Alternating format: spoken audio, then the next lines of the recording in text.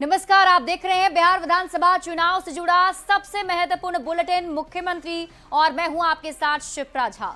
तो चलिए बिना देरी के शुरू करते हैं बिहार विधानसभा चुनाव का पहला चुनावी बुलेटिन मुख्यमंत्री। लालटेन वालों ने जंगल राज दिया, अब हम लोग कभी उसके साथ नहीं जा सकते हैं। एक मौका तेजस्वी को दीजिए, वैकेंसी ही नहीं है।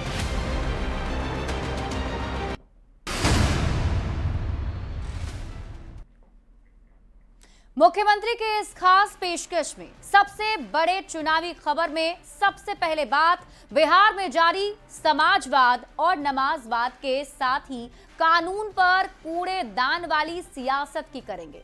कैसे तेजस्वी यादव के एक बयान से सुलगी सियासत को बीजेपी ने नमाजवाद का चोला उड़ा दिया है, आप इस रिपोर्ट के जरिए समझिए। ये देश किसी के बाप का देश नहीं। राजद नमाजवाद के पक्ष में जाकर खड़े हो गए। कानून को बिहार राज्य जो है कूड़े के दान में फेंकने का काम करेगा। ये संविधान को कूड़ेदान में फेंकने की 50 साल पुरानी मानसिकता से बाहर नहीं आ पा रहे। यही वो बयान है जिसने चुनावी प्रदेश वाले बिहार की सियासत को बेहद गर्व कर दिया है। दरअसल तेजस्वी यादव ने रविवार को पटना के ऐतिहासिक गांधी मैदान में वक्फ संशोधन कानून के खिलाफ एक रैली आयोजित की थी, जिसमें तेजस्वी ने बड़ा ऐलान करते हुए कह दिया कि यदि उनकी बिहार में सरकार बनी तो वे इस बिल को प्रदेश में लागू नहीं होने देंगे, इसे कूड़ेदान में फेंक देंगे।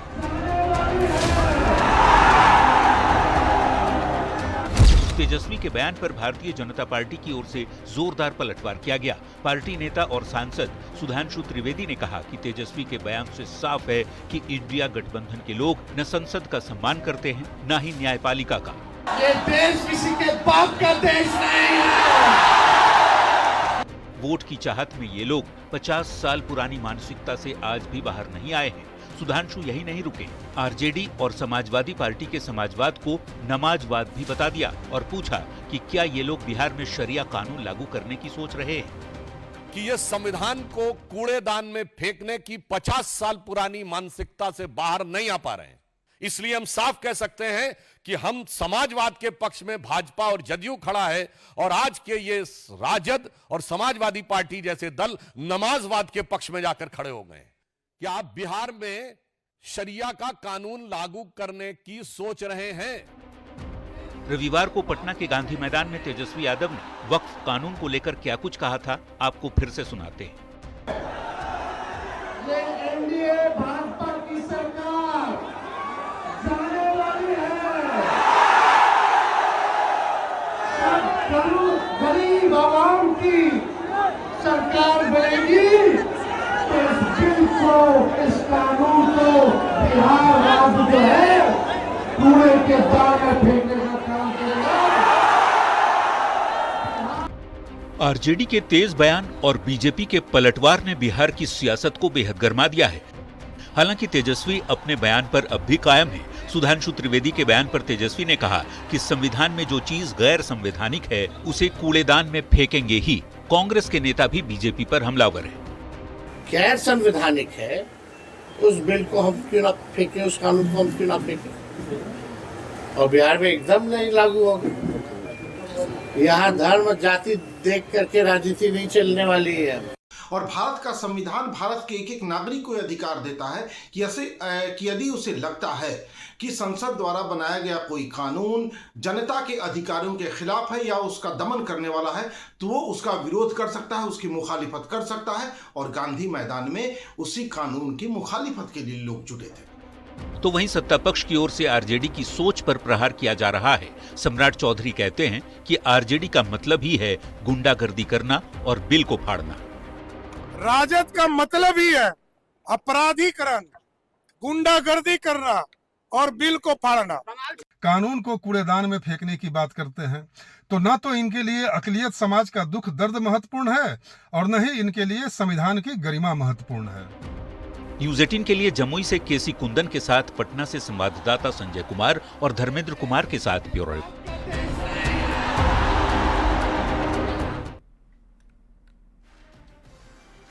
देखिए, बिहार चुनाव में मुस्लिम वोट बैंक को लेकर सभी दल पूरी ताकत लगा रहे हैं और इन सब के बीच मुसलमानों में सबसे पिछड़े पसमानदा को रिझाने की कोशिश भी खूब हो रही है। महागठबंधन जहां इसे अपने पाले में मानता है तो एनडीए इसे अपने साथ करने के लिए हर जोर आजमाइश कर रहा है। बीजेपी की ओर से पटना में पसमानदा सम्मेलन का आयोजन भी किया गया, जिस पर सियासत काफी तेज हो रही है। ये रिपोर्ट देखिए। सबों का देश है। पसमानदा मुस्लिम वर्ग ऐसा समाज जो अब तक विकास के मुख्य धारा से काफी पीछे छूटा रहा। पसमानदा समाज मुसलमानों में अति पिछड़ा वर्ग में आता है और जिसकी आर्थिक और सामाजिक स्थिति दूसरे समाज की तुलना में काफी पीछे है। इस बड़े वोट बैंक को लेकर सियासत भी खूब होती रही है। एनडीए के साथ ही महागठबंधन के नेता पसमानदा को रिझाने की कोशिश में हैं। पिछले दिनों वक्फ के बहाने पटना के गांधी मैदान में बड़ा जुटान हुआ तो अब बारी एनडीए की थी। बीजेपी की ओर से पटना में पसमानदा समाज का सम्मेलन आयोजित किया गया। सियासत के बोल भी सुनाएंगे, बताएंगे सम्मेलन के बारे में भी। पहले आंकड़ों के जरिए बिहार में पसमानदा समाज की स्थिति समझिए। बिहार जातीय गणना 2022 के मुताबिक बिहार में ईबीसी जातियों की कुल संख्या हिंदू और मुसलमान मिलाकर 112 है। बिहार में अत्यंत पिछड़ा वर्ग में शामिल कुल मुस्लिम जातियों की संख्या 27 है। मुसलमानों की कुल आबादी बिहार में 2,31,00,000 है, जबकि 73% मुस्लिम पिछड़े वर्ग से आते हैं जो कि पसमानदा समाज से हैं। बिहार में ईबीसी की कुल आबादी 4,70,80,514 है, जबकि ईबीसी बिहार की कुल आबादी का करीब 36% है। बीजेपी लगातार कार्यक्रमों के जरिए पसमानदा समाज को एनडीए के साथ जोड़ने की कोशिश में जुटी है, तो पसमानदा समाज के लोगों को भी पीएम मोदी पर भरोसा दिख रहा है।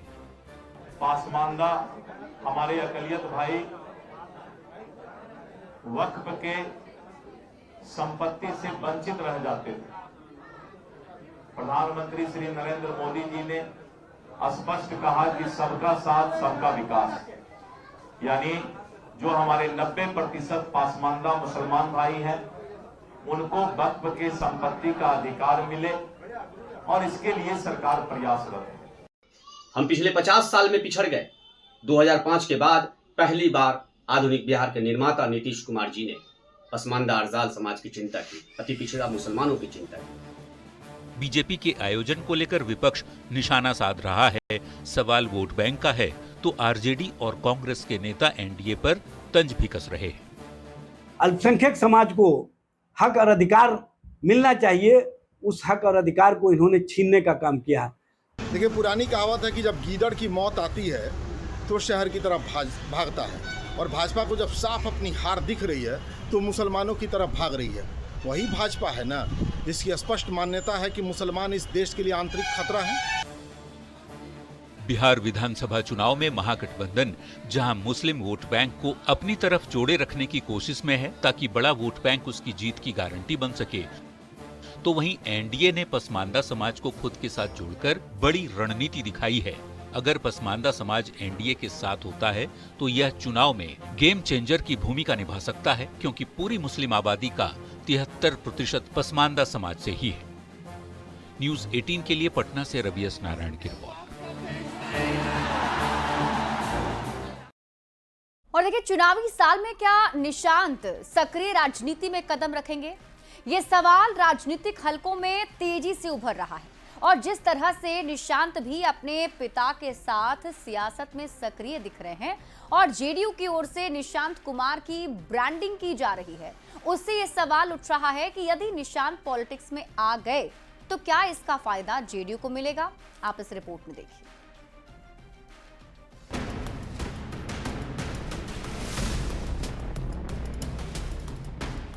बिहार में नेताओं के बेटे बेटियों के राजनीति में आने का लंबा इतिहास रहा है। कई नेताओं की संतानों ने सियासत में अपनी अलग पहचान भी बनाई है। इसी कड़ी में एक नेता पुत्र की चर्चा इन दिनों खूब हो रही है और वो हैं मुख्यमंत्री नीतीश कुमार के बेटे निशांत कुमार, जो इन दिनों गैर राजनीतिक कार्यों में काफी सक्रिय दिख रहे हैं। निशांत की सक्रियता चुनावी साल में बढ़ी है, जिससे ये चर्चा और भी तेज हो गई कि क्या वाकई निशांत राजनीति में आने वाले हैं। न्यूज 18 से बातचीत में निशांत ने सवालों का जिस ढंग से जवाब दिया, उससे उनकी बेहतर राजनीतिक समझ भी नजर आती है। लेकिन आपके सर विरोधी हैं जो लगातार हमला बोलते हैं इस बात को लेकर कि नीतीश जी ने कुछ नहीं काम किया, नीतीश जी ने कुछ नहीं काम किया। जनता है ना, जनता देख रही है। उनके पास हम गए हैं, 2007 में 7 निश्चय 1 दिया, सब पूरा किया। 2020 में 7 निश्चय 2 दिया, कई रोजगार है, कई फील्ड में जितना वादा किया उससे ज़्यादा किया। तो जनता देख रही है, किसी के बोलने से क्या फर्क पड़ता है।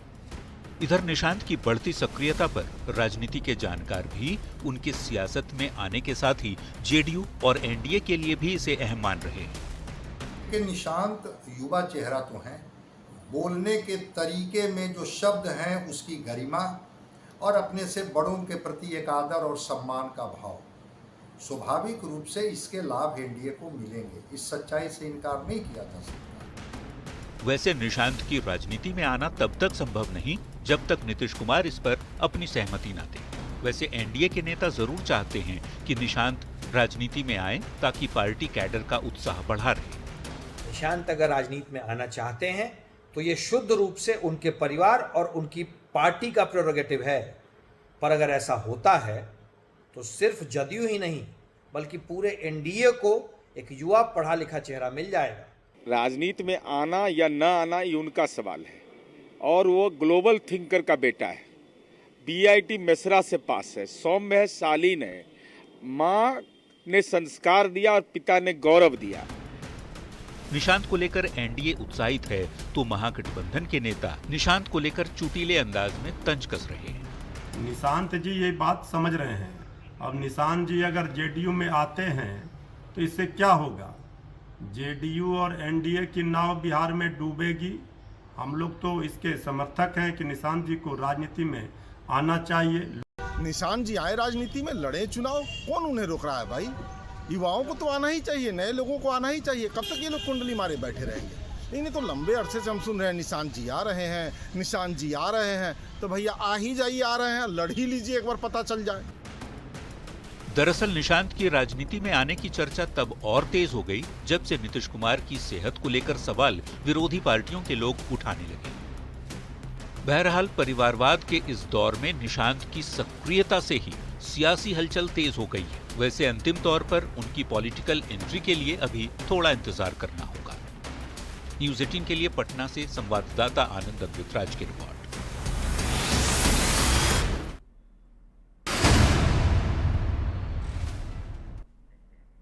और मुख्यमंत्री में अब वक्त है बयान बवाली का। बयान बवाली के इस सेगमेंट में आज बात करेंगे गिरिराज सिंह के लालू प्रसाद पर दिए गए विवादित बयान की, जिस पर पॉलिटिक्स काफी हाई है। आरजेडी गिरिराज सिंह पर शब्दों की मर्यादा का ख्याल नहीं रखने का आरोप लगा रहा है। आखिर क्या है पूरे विवाद की जड़, समझिए इस रिपोर्ट के जरिए।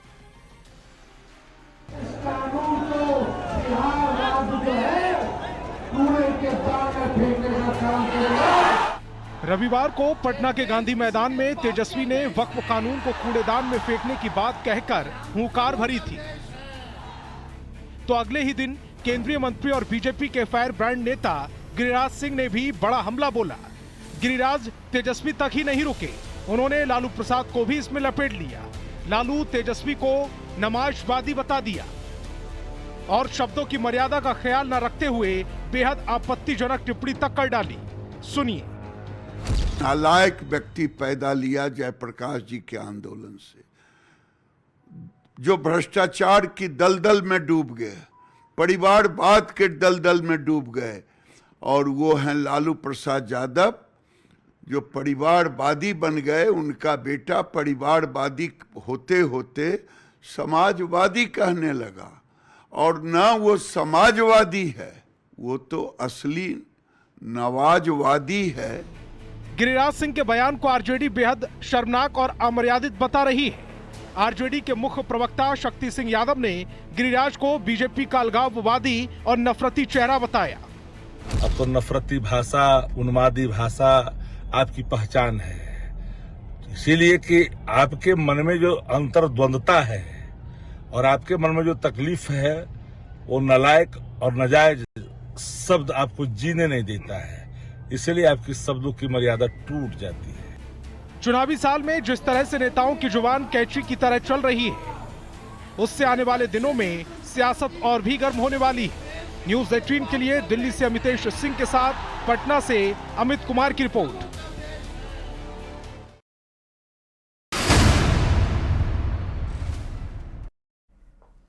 और मुख्यमंत्री में अब आपको दिखाते हैं चुनावी वायरल, यानी अभी के मौसम में जो वायरल तस्वीर है। और इसमें हम आपको दो तस्वीर दिखाते हैं, एक पटना और एक बेतिया से सामने आई है। दरअसल पटना के गांधी मैदान में तेजस्वी यादव की सभा में माइक पर ड्रोन गिर गया तो जन सुराज के संयोजक प्रशांत किशोर की सभा में स्कूली बच्चों को बुलाकर भीड़ जुटाया गया। अब ये तस्वीर सोशल मीडिया पर वायरल हो रही है।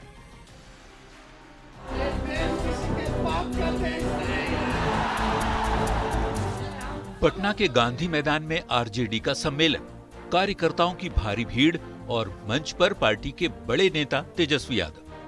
वक्फ संशोधन कानून के खिलाफ आरजेडी की रैली को तेजस्वी यादव संबोधित कर रहे थे। हर तरफ कार्यकर्ताओं का शोर था। तेजस्वी की बातों पर रुक रुक कर लोग तालियां बजा रहे थे, चीख रहे थे, चिल्ला रहे थे। पर इसी बीच मंच पर अचानक हड़कंप मच गया जब एक ड्रोन तेजस्वी यादव के पोडियम से जा टकराया। तेजस्वी अचानक से खुद को पीछे हटाते हुए बचने की कोशिश करते दिखे, पर थोड़ी देर के लिए उन्हें अपना भाषण बीच में रोकना पड़ा। सुरक्षा कर्मियों ने तुरंत ड्रोन को कब्जे में लिया और इस दौरान कुछ देर तक अफरा तफरी की स्थिति देखने को मिली। अब ये दूसरी तस्वीर देख लीजिए जो बेतिया से आई है। यहाँ बिहार बदलाव रैली पर निकले थे प्रशांत किशोर, लेकिन सभा में भीड़ जुटाने के लिए स्कूली बच्चों का सहारा लिया गया। जी, राजकीय मध्य विद्यालय पाखनाहा के छोटे छोटे बच्चों को स्थानीय नेताओं ने सभा में भीड़ का हिस्सा बनाया। स्कूल ड्रेस में नौनिहाल भीड़ में पहुंचे तो जरूर, पर वे बेहद असहज दिखे। वैसे इस पर पार्टी के नेता क्या कह रहे हैं, जरा सुनिए। उनका भविष्य के लिए हम उन लोगों को बुलाए हैं ताकि वो बच्चे इस रास्ते पर चले, अपने भविष्य के बारे में समझे, सोचे, अपने माँ बाप से अपने हक के लिए लड़े। सवाल है कि क्या ऐसे ही बिहार के नौनिहालों का भविष्य बदलने निकले हैं जन सुराज के संयोजक प्रशांत किशोर? खैर, साल चुनावी है और नेताओं के साथ ही उनके चुनावी सभाओं से ऐसी तस्वीरें सामने आती रही हैं, जो सोशल मीडिया पर खूब वायरल भी हो रही है। न्यूज 18 के लिए पटना से संवाददाता संजय कुमार और बेतिया से मुन्ना राज की रिपोर्ट।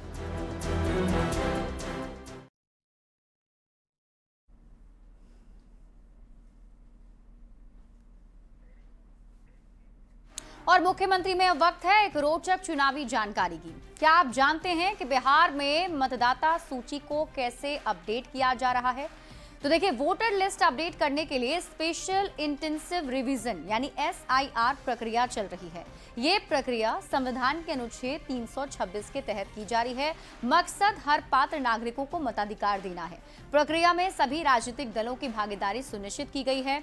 7,895 बूथ लेवल अधिकारी, 20,603 नए मतदाता केंद्रों के लिए तैयारी की जा रही है।